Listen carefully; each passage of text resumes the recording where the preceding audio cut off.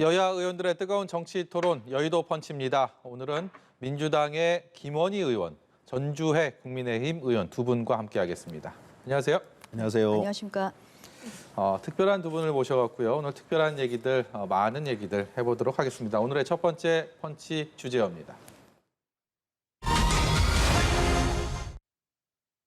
먼저 떠난 민주당도 그렇고요. 곧 출발할 국민의힘도 경선 버스는 그야말로 비포장 도로를 달리고 있습니다. 경쟁 주자 간의 공세는 검증과 네거티브의 경계를 넘나들고 있는데요. 대선 얘기해보도록 하겠습니다.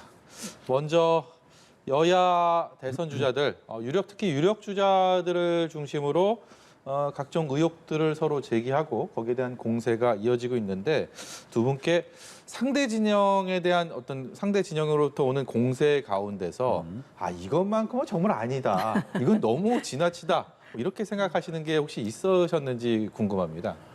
저는 후보들에 대한 검증은 어찌 보면 당연하다. 왜냐하면 대통령이라고 하는 권한 자체가 너무 막강하니까 예.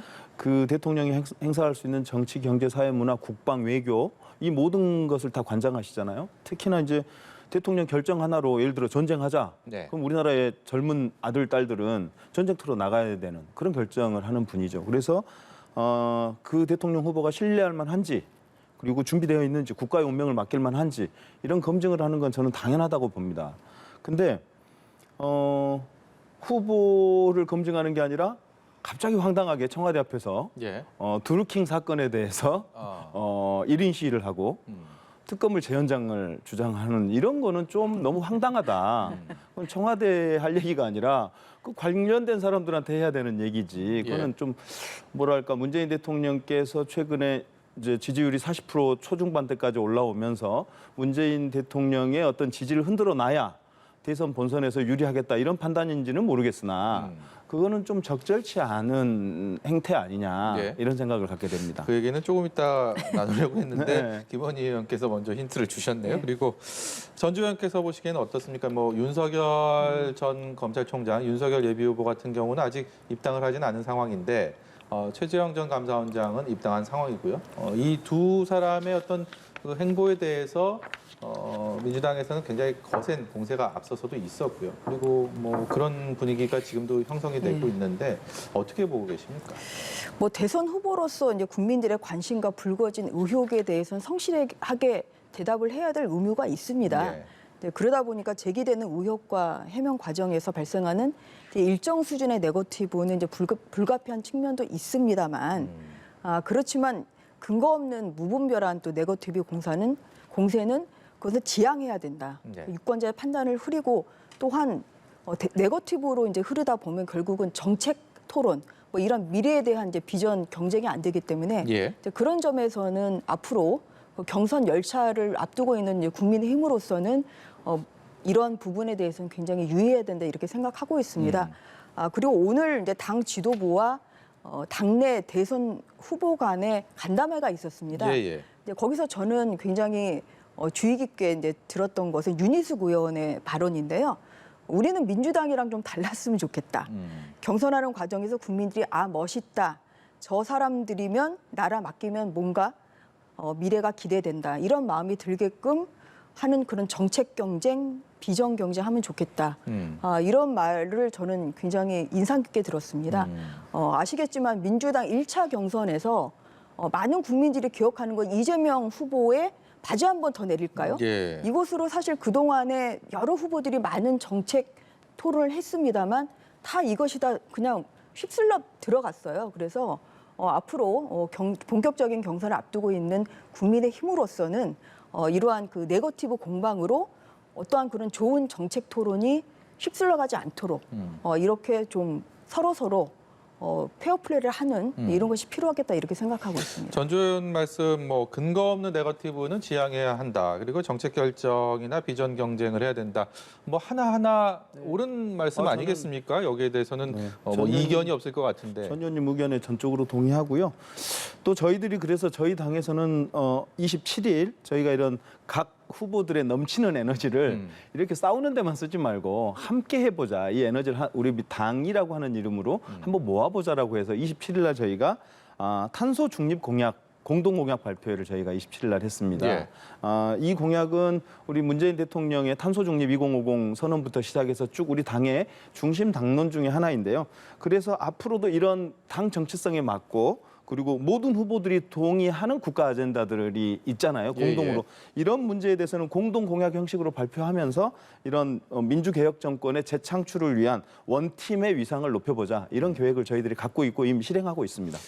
원팀 협약, 안 그래도 전주현 의원께서 앞서서 민주당의 1차 예비 경선 과정이 좀 과열되다 보니까 이것이 뭐 좀 유권자들에게 좀 눈살을 찌푸리는 상황도 연출이 됐고, 그래서 민주당에서 원팀 협약식을 하고 어제 본경선 텔레비전 토론회를 했는데 이 뚜껑을 열어놓고 보니까 글쎄 이게 좀 효과가 있었던 건가, 뭐 좀 뭐가 변한 건가, 이런 시선들이 엇갈리는 것 같습니다. 전체적으로 저는 정책 경쟁 어제는 좀 그러니까 지난 예비 경선에서는 우리 1위 후보에게 너무 많은 질문이 쏟아져서 좀 문제가 됐었는데 이번에는 좀 균형 있게 본인들이 준비한 정책들을 잘 소화했다 이런 생각입니다. 그리고 한편으로는 아까 전 의원님도 말씀하셨지만 경선 과정에서 후보자들 간의 날선 비판이야 당연히 있는 거죠. 그게 또 상호 경선의 재미이기도 하고 흥행의 요소가 되기도 하잖아요.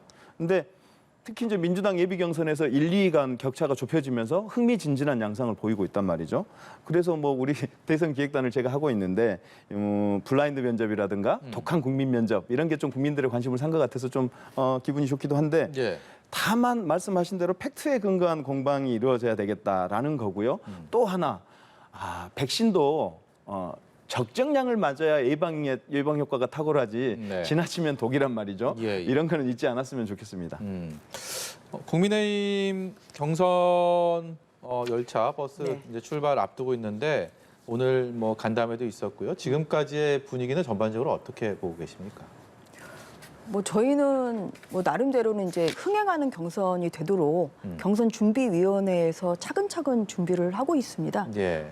그리고 또 당 차원에서는 뭐 가급적이면 그래도 뭐 잠재적인 야권 후보가 될 수 있는 분들이 본격적인 경선 열차 탑승에 좀 동참하시면 좋겠다. 이제 이런 생각을 가지고 있고요. 그래서 국민들에게 흥행하는 경선이 되도록 그렇게 좀 노력을 하는 것이다. 이제 그렇게 말씀을 드리고 그런 차원에서 이제 1차 컷오프는 국민 100% 여론 경선으로 네. 그렇게 하기로 했습니다. 어차피 대권 후보가 국민의 선택을 받기 위해서는 결국은 국민들의 고른 지지를 받아야 되기 때문에 예. 당원 당규에는 이제 그 뭐 당원과 이제 그 여론조사 이렇게 배분이 있습니다만 이것을 이제 100% 여론 경선으로 함으로써 어떤 흥행의 장 그리고 또한 국민들이 동참하는 이런 경선이 되도록 그렇게 노력하고 있습니다. 이 경선판의 가장 큰 변수 중에 하나로 꼽히고 있는 윤석열 예비 후보의 행보에 대해서 네. 국민의힘 주요 포스트에 있는 인물들과 보이지 않는 신경전이라고 할까요? 네. 그런 것들이 여전히 있는 상황인데 네. 그 부분은 어떻게 지금 매듭이 지어지고 있는 상황인가요? 저는 뭐 어느 정도의 긴장 관계는 오히려 그 당에 이러한 경선을 오히려 흥행을 하게 하는 이러한 긴장감을 이제 높이는 이런 요소라고 보고 있습니다. 그리고 또한 이 외부적으로 뭐 저희가 그렇게 뭐 갈등이 뭐 나오거나 이제 뭐 그런 것은 아닌 것이고요. 예, 그래서 앞으로 아무튼 저희 이제 당 회의실에 이렇게 배터리 로딩 중 이제 이런 그 로고가 있어요. 예, 예. 이제 거기에 지난 주에 이제 이준석 대표 당 대표가 윤석열 총장과 회동한 이후에 대동소이하다. 결국은 이제 정권 교체에는 뜻을 같이 했다. 이 점이 가장 이제 중요한 부분이고요. 그렇기 때문에 이제 배터리 한 칸을 저희가 더 올렸습니다. 남은 것이 이제 한 칸 반입니다. 그래서 경선 열차가 출발하기 전에 그 나머지 그 배터리 이제 한 칸 반을 다 채우고 그렇게 완전히 채우고 이제 출발하는 것을 좀 전제로 한다면 사견입니다만 이제 잠재적인 그 야권 후보들 윤석열 총장을 이제 비롯한 잠재적인 야권 후보들이 모두 다 8월 그 본격적인 경선 전에는 당에 들어와서 또한 경쟁을 하는 것이 좋겠다. 그리고 또 국민의 당과의 이제 이러한 그 이제 합당 논의도 현재는 이제 좀 결렬된 상태입니다만 이제 그 부분까지 좀 8월에 매듭을 지어서 예. 안철수 대표까지 모두 다 이제 비빔밥으로 그 하나 한 군데 뭉쳐서 그렇게 그 날선 또 경쟁을 하는 이런 모습을 보여주는 것이 저는 좋다고 생각합니다. 오늘 좀 정치 분야에서 많이 관심을 받았던 뉴스 중에 하나라서 그것도 한 말씀 좀 여쭤보고 싶어요. 종로의 한 벽화가 굉장히 많은 눈길을 끌고 있습니다. 그래서 그것을 두고 정치권에서도 한마디씩 하면서 이것이 공방 양상까지도 보여주고 있는 것 같은데요. 이 사안은 전반적으로 어떻게 평가를 하고 봐야 되는지 두 분께 차례로 여쭤보겠습니다. 일단 그 벽화를 그린 서점 주인이 사실은 이 일이 이렇게 커질 줄은 몰랐다는 아마 반응 기사를 제가 봤는데요. 아마 서점 주인도 이렇게 논란이 될지는 몰랐겠죠. 일종의 이제 뭐 패러디, 사회에 대한 패러디 이런 정도로 생각하셨을 텐데 뉴스의 주인공이 될지는 그리고 또 이게 일종의 그 뭐 지지자와 예. 혹은 뭐 윤석열 지지자 간의 어떤 그 격렬한 공방의 장이 될지는 아마 그런 생각까지 못하셨을 텐데 우리 국민들께서 자기 관심 있는 대선 주자에 대해서 애정과 또 자기가 또 비판하는 대선 주자에 대해서 비판하고 검증하는 거는 저는 당연한 거라고 보는데 저는 말씀드린 대로 그런 어떤 네거티브 그 정확한 팩트에 근거한 의혹이나 소문 이런 게 아니라 팩트에 근거한 비판이었으면 좋겠고 우리 국민들께서도 그런 어떤 기준을 좀 지켜가면서 했으면 좋겠다 이런 생각도 듭니다. 좀 최재형 예비후보 같은 경우는 대단히 강도 높은 비판을 했습니다. 이 네. 벽화를 두고요. 네. 어떻게 보셨습니까? 아무리 이제 그 대권 후보들이 이제 모든 그 네거티브 뭐 공세에 있어서 또 국민의 이러한 뭐 표현의 자유나 뭐 이런 것을 물론 어느 정도는 인정을 해야 되겠지만 아무튼 어느 당에 대한 이제 지지를 떠나서 예. 이제 과도한 이런 그 공격 그리고 또한 사실관계에 기반하지 않은 이러한 공격 이것은 자제돼야 된다. 예. 이제 그렇게 생각하고 있습니다. 그래서 앞으로 저희 당도 그렇고 또 민주당도 그 상대당 후보에 대한 이런 과도한 그 공격은 또 사실관계 근거하지 않은 이런 공격은 서로 자제함으로써 국민들에게 좀 더 신선한 그런 예. 정책 경쟁으로 될 수 있는 구도가 되면 좋겠다. 그렇게 생각하고 있습니다. 내년 대선 때까지 두 분 말씀대로만 그렇게 경선 레이스, 본선 레이스가 좀 펼쳐지면 하는 그런 바람이 드네요. 두 번째 주제로 넘어가 보도록 하겠습니다. 두 번째 주제요, 보여주세요. 앞서 김원희 의원께서 살짝 언급을 하셨는데 드루킹 사건에 대한 법률적인 판단은 마무리가 됐습니다. 그런데 이 정치적으로는 끝이 난 게 아니다라는 느낌이 듭니다. 야권이 연일 공세를 퍼붓고 있는데 여의도 펀치 오늘의 두 번째 주제로 드루킹을 삼아봤습니다. 오늘 정진석 국민의힘 의원 앞서서도 저희 보도를 통해서 전해드렸는데 청와대에서 1인 시위를 하고 있습니다. 네. 법조인이시잖아요. 네. 그래서 대법원의 판단이 끝났는데 이것이 정치적으로 계속 끝나지 않는 이 상황에 대해서 어떻게 생각하고 계신지 유독 궁금합니다. 뭐 국민의힘만 그렇게 생각하는 것이 아니라 이제 국민들의 입장에서는 이제 이것이 김경수 지사의 한명 처벌로 본인이 그럼 최종 책임자냐 이 부분에 대해서는 많은 의구심을 가질 것이라고 생각합니다.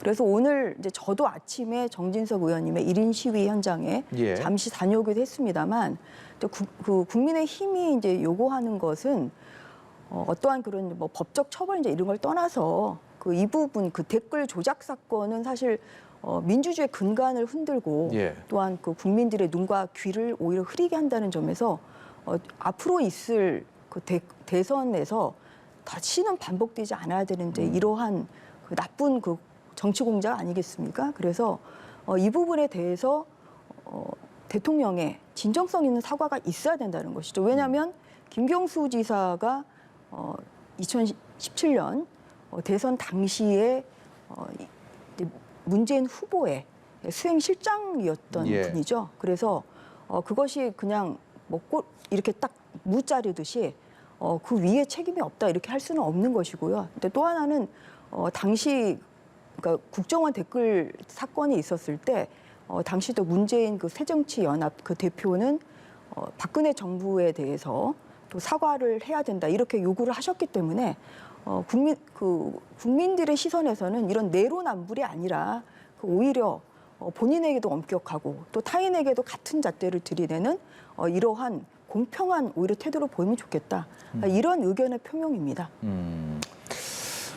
김 의원께서는 네. 이 국민의힘의 이 상황들 어떻게 보고 계신지 궁금합니다. 좀 아쉽습니다. 우리 정진석 우리 의원님이 김경수 지사 재판 사건, 이 사건의 내용을 좀 정확하게 알고 계시는지 좀 의문입니다.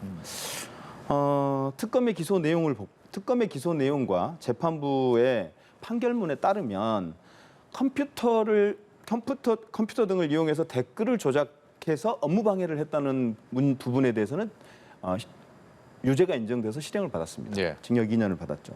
그리고 또 하나 드루킹 일당에게 지방선거를 도와주는 대가로 일본 샌다이 총영사를 제안했느냐는 사실관계를 확인하지 못해서 무죄를 받았습니다. 예. 즉 이 판결문과 기소 내용을 보면 알듯이 2017년 대선과 문재인 대통령과 하등의 일도 관련성이 없습니다. 특검의 기소 내용이나 재판부의 판결 내용을 보면요. 우리 국민의힘도 항상 주장하는 게 민주주의의 근간, 우리 전 의원님도 말씀 주셨지만 민주주의의 근간 좋습니다. 예. 민주주의의 가장 중요한 원칙 중에 하나가 뭐죠? 법치주의 아닙니까? 사법부에서 이런 결정을 내렸습니다. 판결을 내렸습니다. 저희 당 판결문에 대해서 100% 동의하지 않습니다. 하지만 그 재판부의 판결에 대해서 존중합니다. 그래서 받아들였습니다. 수용했습니다. 이런 상황에서 청와대 앞에서의 1인 시위, 도대체 어떤 이유인지, 무엇을 위한 목적인지 의문이고요. 요즘 정진석 의원님이 윤석열 전 후보에 대한 지지 이런 걸 선언하신 것 같은데 이런 윤석열 후보에게 뭔가 자신을 어필하려고 하는 이런 거 아닌지, 그런 정치적 액션 아닌지 이런 생각이 듭니다. 이런 정쟁은 더 이상 멈춰야 됩니다. 네. 윤석열 예비 후보에 대해서 어필하기 위한 정치적 목적, 이 말씀인즉슨 윤석열 예비 후보가 드루킹 특검 연장에 대한 주장을 했기 때문에 그 연장선상에서 하신 말씀이라고 그렇습니다. 이해를 하겠습니다. 1인 시위의 목적 그리고 이것에 대한 의문이 든다라는 말씀을 하셔서 전 의원께도 여기에 대한 반론 기회를 드려야 될 것 같습니다. 예. 시기적으로 좀 겹치다 보니까 이제 그렇게 뭐 보시는 좀 시선도 있는 것 같습니다만 국민의힘이 요구하는 것은 뭐 특검 연장이라기보다는 오히려 대통령의 진정한 사과라는 것입니다. 이제 방금 이제 김현우 의원님 이제 말씀 이제 하신 것처럼 뭐 이 사건에서 어떤 뭐 대통령의 관계 뭐 이런 것이 나오진 않았습니다. 그런데 그러면은 바꿔 말하면 앞으로 어떠한 그런 대선이나 아니면 선거에서 이런 댓글 조작을 할 때 그러면 그 후보자가 기소되지 않으면 그럼 모든 다 후보자는 면책이 되는 건지 제가 아까 말씀드렸지만 이러한 댓글 조작은 있어서는 안 되거든요. 예. 그 앞으로도 그러면 대선에서 나는 몰랐다. 밑에 수행시작이 한 거다. 이렇게 책임 전가를 해버리고 또 수사가 제대로 되지 않으면 그러면 국민들에게 그게 떳떳한 것인가요? 근데 그런 관점에서 이것이 누구를 위한 선거였냐. 그 당시에 후보는 당연히 그 문재인 후보였고요. 댓글 조작으로 인한 그러면 수혜는 누가 입었냐? 당연히 그것은 문재인 후보 아니겠습니까?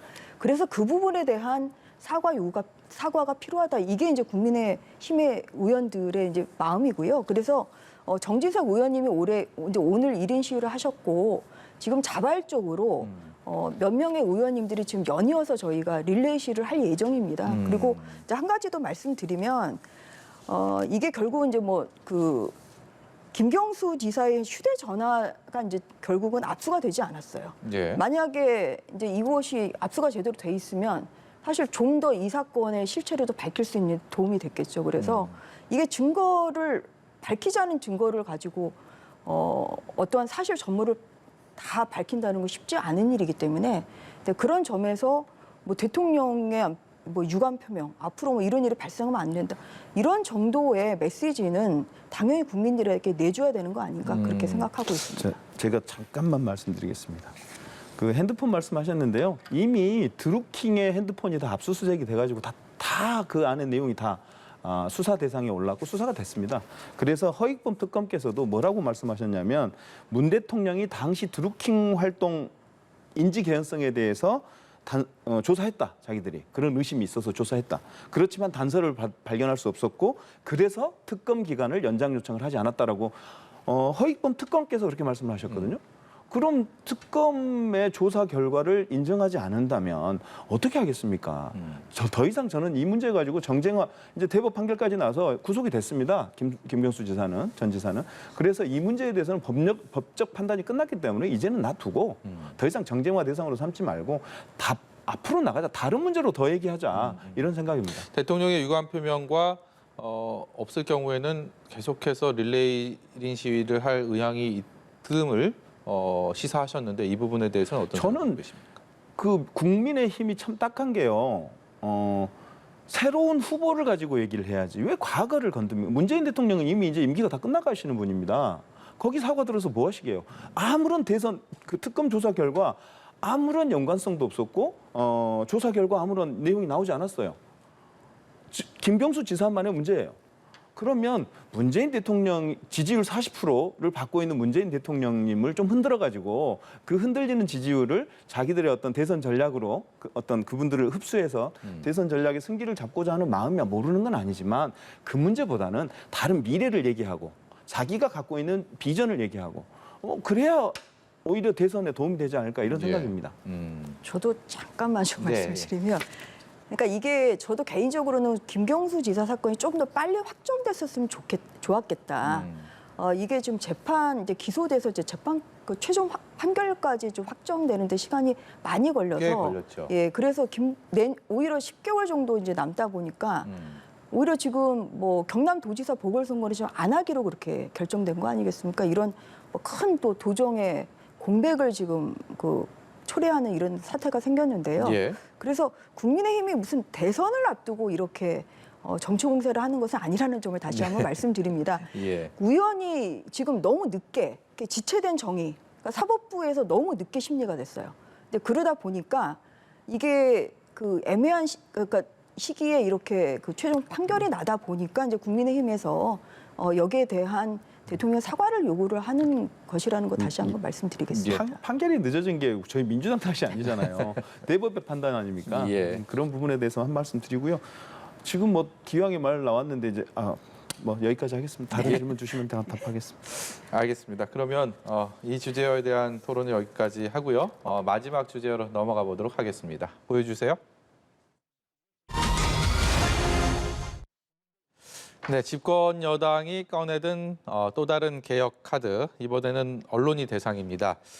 제 스스로가 언론사에 몸담고 있는 언론인이기 때문에 사실 이 말씀을 꺼내는 것이 대단히 조심스럽습니다만 오늘의 주제어 마지막으로 선정하고 여야의 입장을 들어보도록 하겠습니다. 고의성이 있는 경우에 이 언론 보도가 있으면 손해액의 5배까지 배상을 해라. 이것이 이제 바뀔 예정인 그 언론중재법의 그 핵심이 아닌가 싶은데 고의성을 어떻게 가려내느냐, 어떻게 입증하느냐 여기에 대한 평가들, 분석들은 좀 많이 다른 것 같습니다. 네. 일단은 좀 왜 이 법이 출발됐는지를 좀 살펴야 될 것 같습니다. 그러니까 이 가짜뉴스 방지 및 피해 구제법이라고 저는 명명했는데요. 예. 국민과 언론을 위한 법입니다. 왜냐하면 최근에 언론 환경이 많이 바뀌었죠. 인터넷, 유튜브, 팟빵 이런 과거에는 듣도 보도 못한 매체들이 생겨나고 네. 이런 새로운 매체들이 등장하면서 누구나 메신저가 되는 시대가 왔습니다. 이 상황에서 언론의 취재 경쟁이 심해질 수밖에 없죠. 이런 과정에서 과도한 취재라든가 어떤 뭐 특종 경쟁이 벌어지면서 요즘 단독, 특종 이렇게 붙은 기사들이 남발되고 있습니다. 그러면서 이제 그 과정에서 일부 언론들은 팩트 체크를 하지 않는다든지, 그다음에 그 그 언론인 당사자의 취재 당사자의 방어권을 무시한다든지 이런 것들이 뭐 상관하지 않고 오로지 그냥 속도전에 매몰돼서 특종 경쟁만 하고 있단 말이죠. 그러면서 오보와 가짜 뉴스가 양산되고 있습니다. 이거를 바로잡지 않으면 언론의 신뢰는 땅에 떨어질 수밖에 없는 예. 상황입니다. 그래서 지금 현재 저희 당에서 준비하고 있는 그 중재안은 악의적 보도에 대해서는 저희들 또 언론인들 그 민원연이나 언론노조를 비롯한 언론 관련 단체들과 좀 더 소통하면서 이제 시행령을 만들어 갈 거 아닙니까? 예. 이 악의적 보도를 하면 뭐라고 할 거냐, 어느 기준으로 할 거냐라고 하는 세세한 사항들이 정리되게 될 텐데 그러면 그 과정에서 좀 더 우리들이 보완해 나가겠다. 혹은 그런 언론 단체들과 협의 소통하면서 그런 내용들을 채워 나가겠다 이렇게 말씀드립니다. 예, 민주당에서는 국민의 80%가 이 법안의 필요성에 대해서 찬성을 하고 있다라는 것을 대전제로 삼고 추진을 하고 있는데 국민의힘에서는 이 강행 추진하고 있다고 비난을 하고 있습니다. 어떤 근거로 어떤 앞으로 계획들 갖고 계신지 여쭤보겠습니다. 첫 번째는 그 언론 개혁이 아니라 이제 언론 개혁법이다. 이렇게 생각하고 있습니다. 그리고 지난 7월 23일, 그러니까 지난주 금요일이었죠. 그 여야 원내대표 간에 이제 합의가 이루어졌습니다. 그 상임위원장 재배분에 관한 합의가 이루어졌는데요. 문채위 원장은 이제 국민의힘이 8월 25일에 선출하기로 이렇게 합의를 했습니다. 예.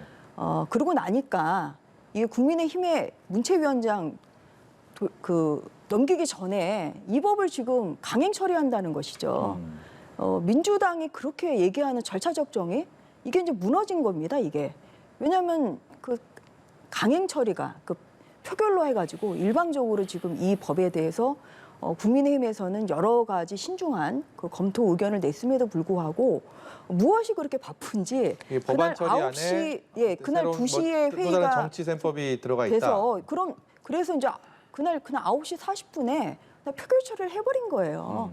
그런데 이 법이 굉장히 여러 가지 내용을 담고 있어서 법률 전문가인 저로서는 도저히 받아들일 수 없는 조항들이 있습니다. 이것은 누구의 언론의 편을 드는 것도 언론의 편을 드는 누구의 편을 드는 것이 아니라 법이라는 게 굉장히 잘 만들어야 되는 거잖아요. 그리고 위헌적인 법을 국회가 양산하면 이것은 오히려 직무유기죠. 그래서 그 중에서 이제 대표적으로 저는 이제 꼽는 것이 고의 중과실 추정입니다. 예. 그러니까 추정이라는 결국 입증 책임 전환을 하는 거예요. 그러니까 언론이 우리가 고의나 중과실이 없었다는 걸 입증을 해야 된다는 것인데 그런데 고의 중과실이 추정되는 조항을 보면 너무 막연하고 너무 명확성에 근거하지 않습니다. 예를 들어서 법률 위반인 경우는 그냥 고의 중과실이 추정이 되는 거예요. 그러면 5배 이하의 징벌적 손해를 물어야 되거든요. 예.